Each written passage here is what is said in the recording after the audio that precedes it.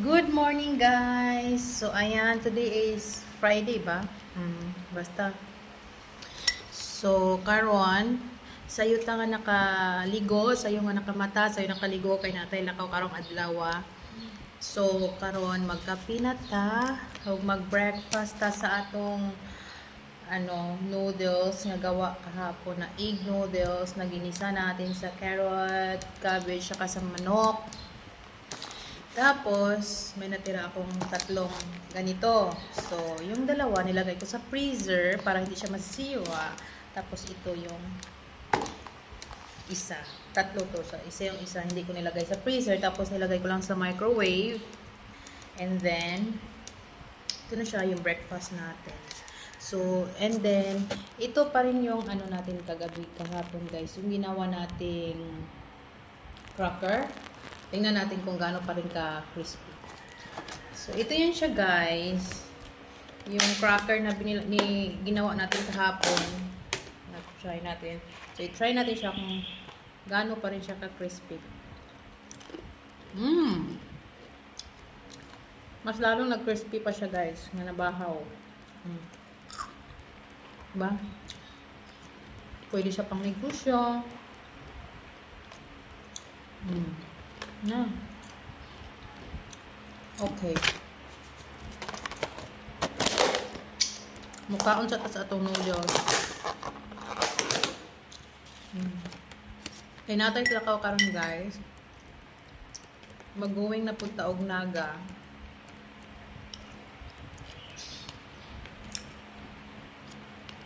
Kay natay himuon nga pinaka-importante.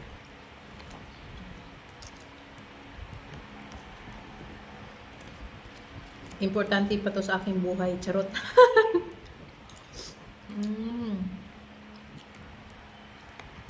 Pero mo ginawa ko sa noodles ko kahapon. Niluto ko siya na parang lumi.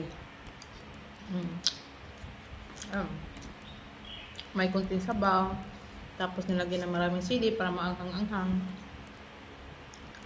Yun.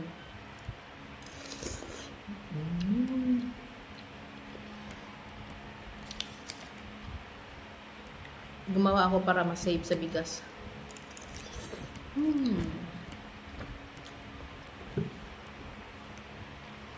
Ang nilagay kong manok nito guys. Alam niyo nung hita ng manok, yun lang isa. Hiniwa ko lang siya ng liit-liit na hiwa. Para lang may lasang manok. Ganon. Ganon magtipid. Diba?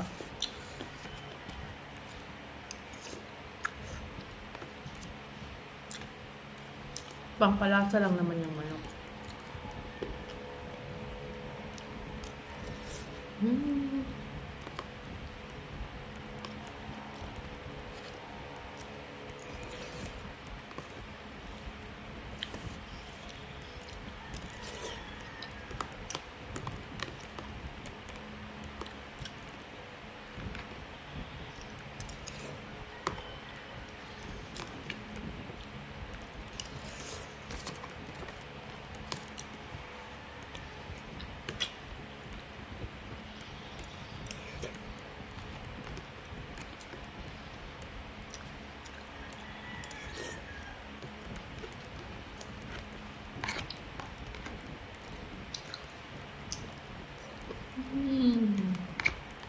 Masarap talaga pag ikaw ang gumawa. Ganon.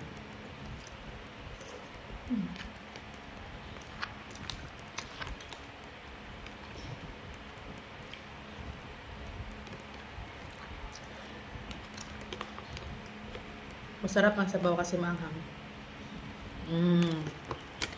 Solve. Kasi doon naman sa kape.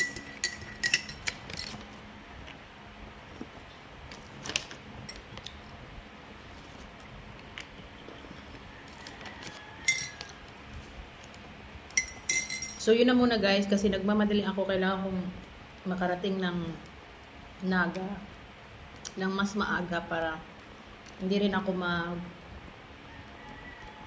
parang hindi ako sa pag-uwi, hindi ako maabutan ng ulan, ng ganon. Kaya kailangan ko maaga doon. So, that's it for today's guy. Bye!